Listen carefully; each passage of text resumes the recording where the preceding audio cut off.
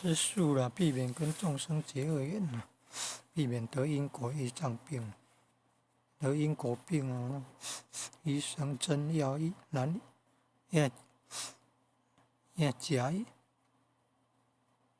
针药医假病哦，真病无药医啊。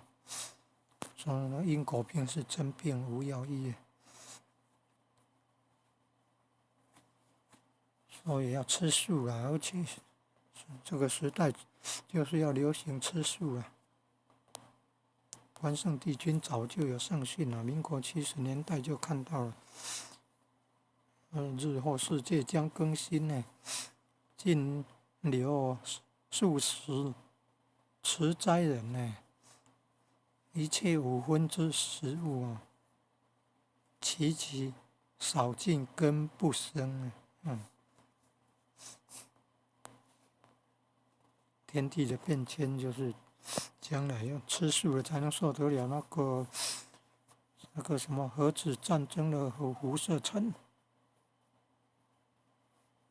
云层避难也是要在佛堂，要有佛堂，在佛堂避难呢。